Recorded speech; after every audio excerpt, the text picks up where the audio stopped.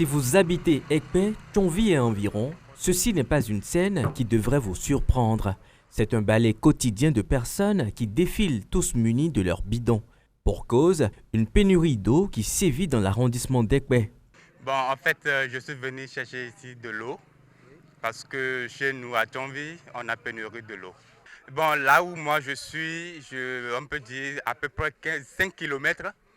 5 km à peu près, oui, c'est ça. Pour quitter ici, pour aller chez moi à Thionville, à peu près 5 km.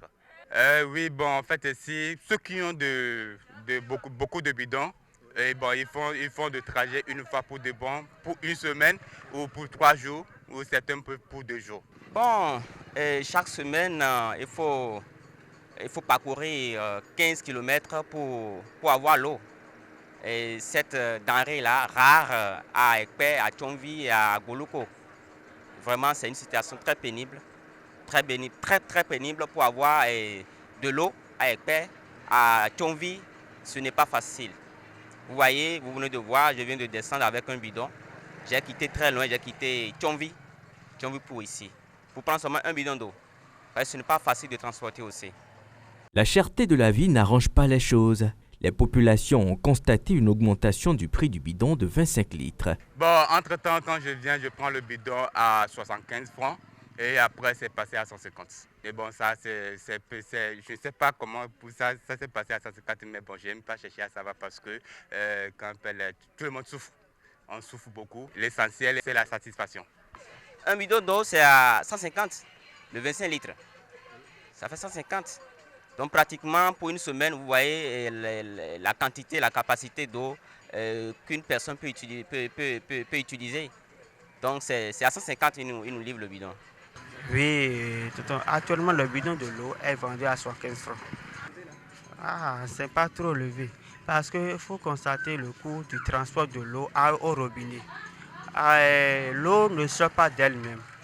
C'est grâce au suppresseur qu'on la tire. Et le suppresseur de jour au jour, on ne fait qu'augmenter sa puissance.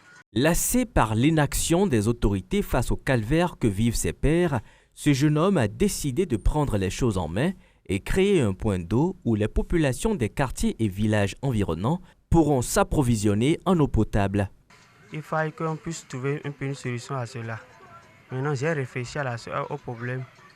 Je me suis demandé pourquoi pas ne pas avoir l'idée de prendre le compteur de la SONEB et essayer de voir comment régler un tant soit peu ce problème-là. Donc c'est le souci de permettre à la population de faire face aux besoins de l'eau qui m'a vraiment motivé à aller chercher les moyens à investir un peu dans le domaine de l'eau.